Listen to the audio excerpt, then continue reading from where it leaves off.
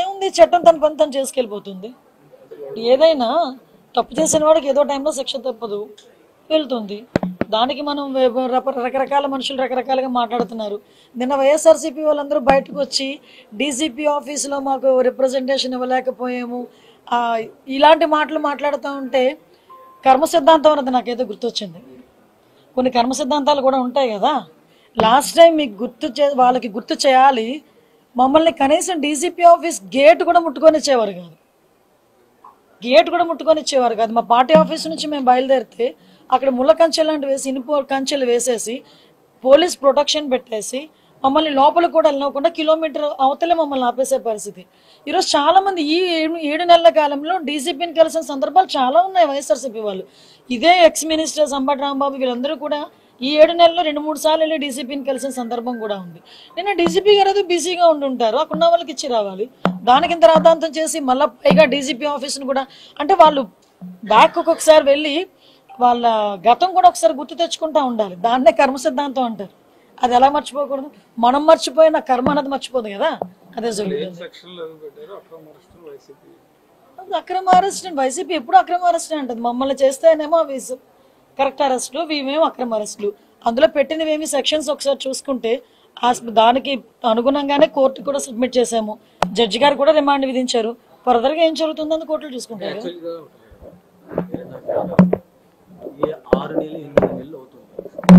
చాలా కేసుల విషయంలో నిర్లక్ష్యంగా ఉన్నదన్నటువంటి ప్రధానమైనటువంటి ఆరోపణ మీ కొత్త క్యాడర్ నుంచే వస్తుంది. సోషల్ మీడియాలో పూర్తి స్థాయిలో మీకు వ్యతిరేకంగా పోస్టులు పెడుతున్నారు. మీకు విషయం ఏంటంటే ఇప్పుడు ఏదైనా చాలా జాగ్రత్తగా చేయాలండి. ఇది లా అండ్ ఆర్డర్కి సంబంధించిన విషయం, కోర్టులకు సంబంధించిన విషయం. ఒక కేసు పడింది అనుకుంటే ఆ కేసు ఎందుకు ఏ రకంగా పడింది అవన్నీ కూడా మేము కూలంకషంగా మేము చర్చించుకోవాలి. ఒక డీటెయిల్ రిపోర్ట్ ఇవ్వాలి అనుకుంటే కనుక మేము అంత స్టడీ చేయకుండా మేము ఇవ్వకూడదు. అంటే ప్రతి ఒక్క విషయంలోనే కూడా అందరికీ న్యాయం జరగాలనే కోరుకుంటున్నాము. తప్పు చేసిన వాడికి శిక్ష పడాలని కూడా కోరుకుంటున్నాం. మీరు అబ్జర్వ్ చేసుకుంటే లాస్ట్ విజయనగరం జిల్లాలో ఒక పోక్సో కేసు ఒకటి వచ్చింది. పోక్సో కేసులో 3 నెలల కాలంలోనే అతగాడికి జైలు శిక్ష పడింది. అదే విజయనగరం జిల్లాలో 6 నెలల కాలంలోనే పోక్సో కేసులో 25 ఏళ్ల జైలు శిక్ష పడిన సందర్భం కూడా ఉంది. రీసెంట్ గా 10 days బ్యాక్ ఒక పోక్సో కేసులో 3 months లో శిక్ష పడింది. సో ఈ విషయంలో నేనేమంటానంటే పోలీస్ డిపార్ట్మెంట్ వాళ్ళు కానీ ప్రాసిక్యూషన్ వాళ్ళు కానీ ఈ ఇద్దరు కూడా కోఆర్డినేట్ చేసుకుని ఎఫ్ఐఆర్ నోట్ చేసిన దగ్గర నుంచి ఛార్జ్ షీట్ నోట్ చేసిన దగ్గర నుంచి కూడా కోఆర్డినేట్ చేసుకుని వెళ్తే శిక్ష పడే పరిస్థితులు కూడా చాలా ఎక్కువగా కనిపిస్తూ ఉంటాయి. దానివల్ల ఎటువంటి ఇబ్బంది కూడా కలగదని నా ఉద్దేశం. అది దురదృష్టం అండి. అంటే విషయం ఏంటంటే ఫర్దర్ గా మీకు లాస్ట్ 6 months లో కూడా చూసుకుంటే యాక్చువల్ క్రైమ్ రేట్ 9% తగ్గింది. ఎందుకంటే మీరు అబ్జర్వ్ చేసుకున్నా కూడా ఎక్కడ కూడా నిందితులను పట్టుకునే విషయంలో ఎక్కడ కూడా చిన్న నిర్లక్ష్యం కూడా మేము వ్యవహరించట్లే. ఇమీడియట్ గా 24 to 48 hours లో మేము పట్టుకుంటున్నాము. As per rule, as per police rule, as per law మేము వాళ్ళని ప్రొడ్యూస్ చేస్తున్నాం. వాళ్ళకి కూడా రిమాండ్స్ వెళ్తున్నాయి. మాక్సిమం వాళ్ళకి శిక్ష తొందరగా పడేయడానికి కూడా ఛార్జ్ షీట్స్ ఓపెన్ చేయడం కానీ వాటికి సంబంధించిన క్లూస్ ఇవ్వడం కానీ ఫోరెన్సిక్ రిపోర్ట్స్ ఇవ్వడం కానీ చాలా తొందరగా డిపార్ట్మెంట్ వాళ్ళు చేస్తున్నారు.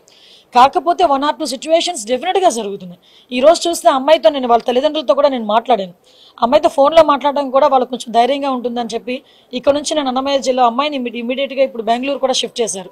మన మంత్రిగా రాంప్రసాద్ రెడ్డి గారు కూడా ఇమీడియట్ గా అక్కడికి వెళ్లారు. లోకేష్ గారు కూడా వాళ్ళతో పరామర్శించారు, వాళ్ళతో ఫోన్లో మాట్లాడారు. నేను కూడా మాట్లాడాను. ఎట్టి పరిస్థితుల్లోనే ఆ అమ్మాయి కంపల్సరీగా బతకాలి, అమ్మాయికి క్షేమంగా బయటకు వస్తుందన్న నమ్మకం మాకుంది. నిందితులు ఎవరైనా కూడా కంపల్సరీగా యాజ్ ఎల్ యాజ్ పాసిబుల్ పట్టుకుంటాం. శిక్ష అయితే చాలా గట్టిగా కూడా ఉంటుంది.